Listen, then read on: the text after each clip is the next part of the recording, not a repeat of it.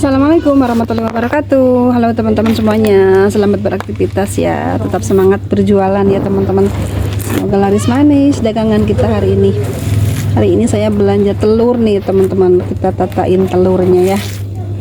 Di sini saya beli satu ikat aja nih. Ini katanya 16 kiloan gitu, tapi saya suka hitungnya itu 15 kilo setengah ya. Ini per ikat seperti ini tuh harganya di daerah saya tuh 430.000 nya. Ada berapa papan tuh? Tuh 2 3 4 5 6 7 8 papan ya teman-teman. Harganya 430.000-an ya. Ini kalau dihitung-hitung per kilonya jatuhnya itu di 27.000-an gitu. Saya jual di sini per kilo 30.000 ya teman-teman. Kalau ada yang nawar-nawar sih kasih murah juga, kasih beda sedikit ya, 29 gitu ya.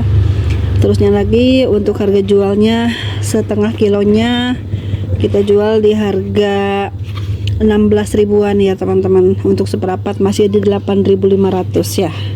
Oke, sekarang saya mau tatain ini telurnya ya teman-teman. Sambil nunggu pembeli datang kita tata-tata barang-barang yang kosong di warung kita.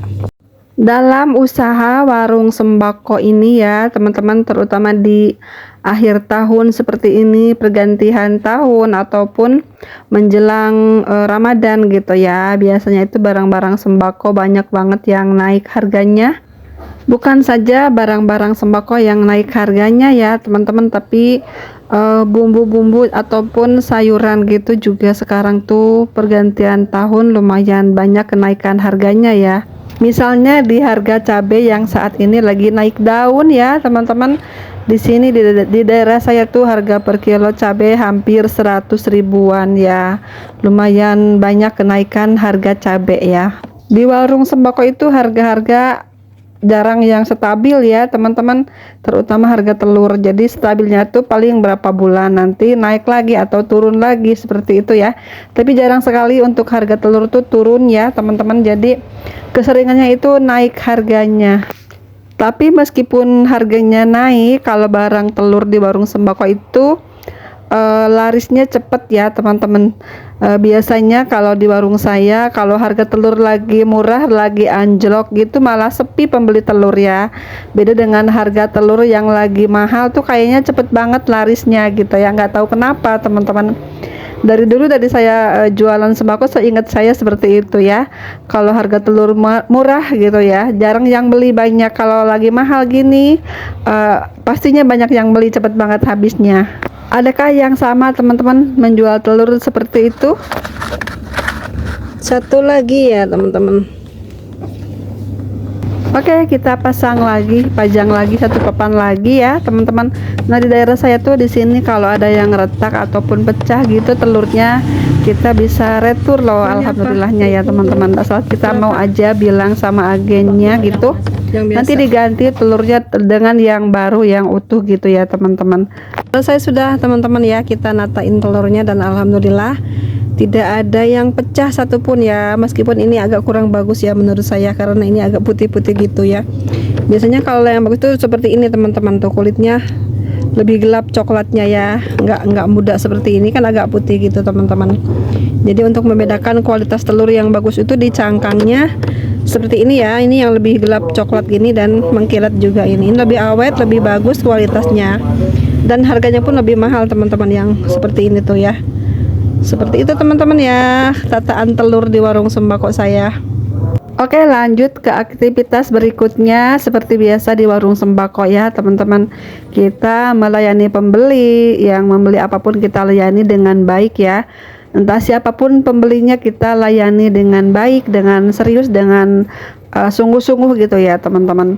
Karena dalam berdagang itu kita harus segera melayani pembeli dengan cepat gitu ya. Jangan diem aja, jangan main HP terus gitu ya. Sesekali boleh main HP memang, tapi kalau pas ada yang beli itu kita segera melayani mereka gitu ya. Segera sapa, segera layani, apa yang dibutuhkan kita cari gitu ya. Kita sediakan, kita ambilkan jika memang kita biasa ambilkan sendiri gitu teman-teman.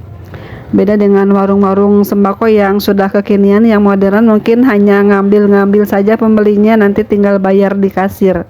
Tapi untuk di warung sembako jadul seperti saya ini, saya harus beberapa kali jalan keliling warung saya ini ya, mencari barang-barang yang diminta pelanggan untuk diambilkan gitu ya teman-teman, karena saya tuh memang sengaja tidak membolehkan pelanggan saya masuk ke dalam ya, hanya sebatas di luar sini saja di depan gitu ya teman-teman ya, karena kita menjaga aja privasi warung gitu ya, dan juga kita harus punya batasan sama pelanggan, jangan terlalu membuka gitu ya, untuk pelanggan tuh bebas keluar masuk warung gitu ya, kecuali memang warung sembakonya itu udah berkonsep warung modern ya teman-teman, harus dibedakan seperti itu. Warung sembako jadul seperti ini ya teman-teman, ini sebenarnya tuh kita melatih kesabaran kita ya, ataupun kita bisa juga mendekatkan secara emosional dengan pelanggan, karena sering bertutur sapa gitu, menyapa, bertanya gitu ya teman-teman.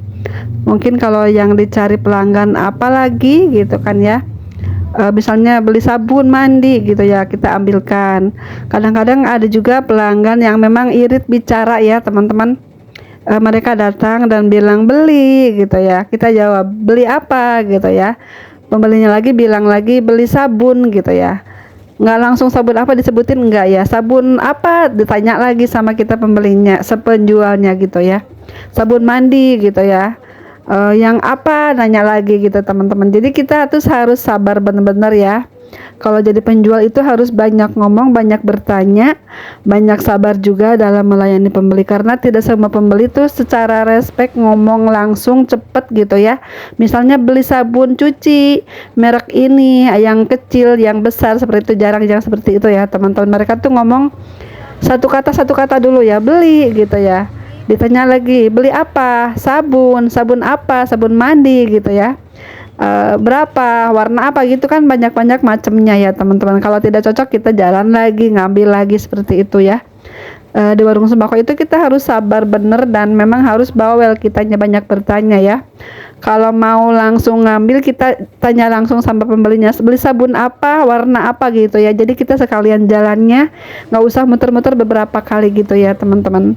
Ini menurut pengalaman saya di warung sembako tuh, kita tuh harus kreatif sendiri penjualnya ya teman-teman, biar kita tuh mengirit tenaga, ngirit waktu gitu ya, ngirit hemat energi kita juga, biar nggak terlalu kelelahan. Melayani satu orang saja kita kan kelelahan ya kalau kebanyakan jalan.